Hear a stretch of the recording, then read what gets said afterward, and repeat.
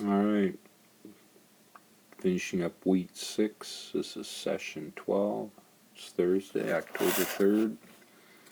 Tech Den tomorrow. Wiring. Register for spring classes. Make an appointment. Ryan Johnson in the counseling area.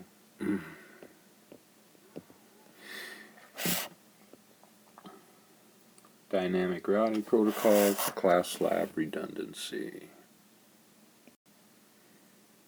First thing we did, we did a bunch of work. We said, how can you find the public IPs here at NIAC? So this was an example. The ICN has this range. We didn't narrow that range down. We were able to find this range.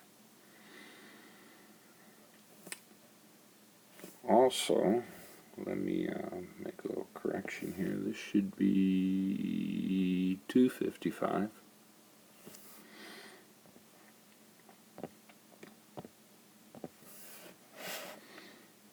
(207, 165, 226). So this was the server that we use on campus. And then we talked about these ranges. That fits into that range. And I asked the students how those ranges come about in terms of subnetting. And yeah, we came up with a solution here. They could tell there were 32 addresses, actually 30 usable, in those two ranges. There's actually a range in between here that we don't have. I can't go back, I don't know back in history how Jim Deegan assigned these to our area. But we have NIAC has this, and the IT area has a couple ranges down here. And you could subnet that out and take a look at those. You know, the one, I could write that out here, the one network. So we have 207, 165, 226.96 /27. So that's one network, and that's where we get the 97 to 126. Then there's one in there, 207, 165, 226, 128.128/27. And then the other one we have, 207, 165,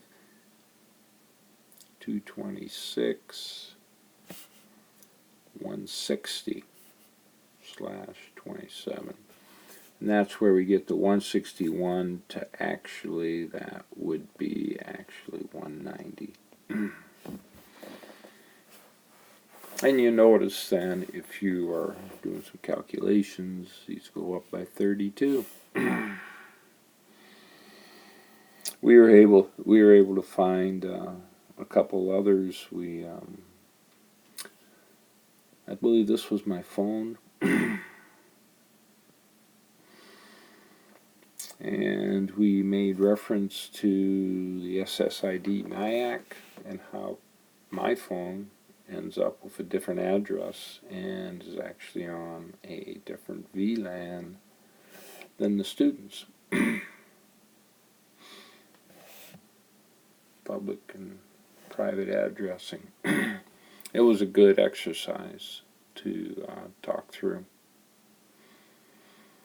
Yeah, this is what NIAC has, and they can divide it up any way they want.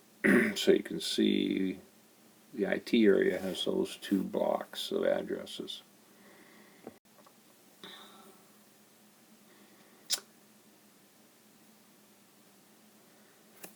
Then we talked about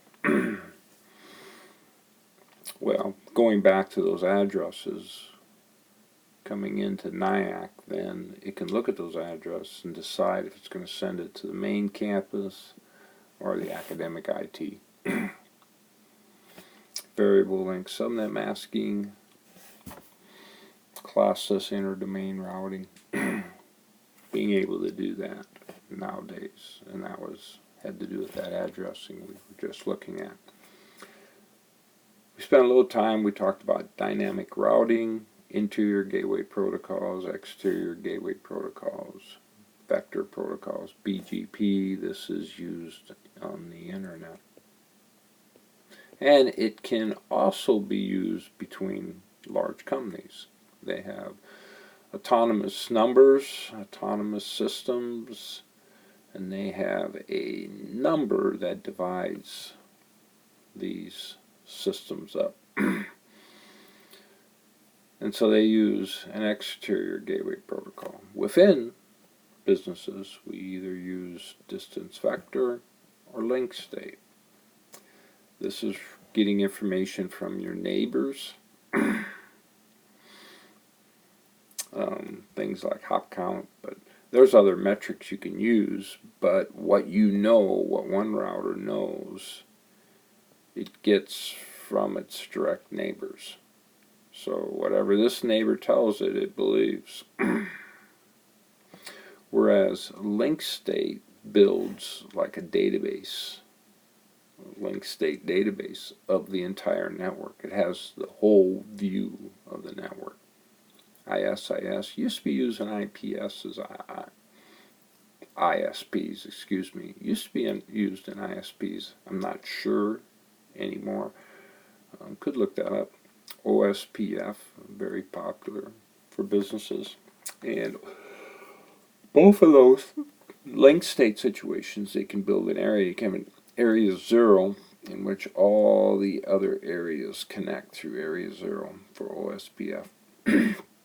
That way, all the routers in an area can build this link state database of everything and have a complete picture of the network. So I said area 1, area 51. And it could be, this could be the whole East Coast, this could be the whole West Coast, or to divide the country up. But OSPF always connects through an area. That way you can manage the size of those link state databases based on your areas. Here's the project. Talked about the DMZ. This connects to DMZ. This connects. There are actually two different routes going out. Yeah, it'll be interesting to see how this shakes out. We have the devices here. Device numbers for the switches. The students have it all connected. So our goal is to have redundancies. So we're going to build our virtual MAC address here for our workstations to point at, and then be able to have, if we have one route go down, I don't know, let's just say this side, then we can route it all the other direction. If that makes sense. This could be going this way, this could be going this way, and then we lose this, and then this, everything can go this way until it comes back, or this way, and so forth. That's our goal, and that is it.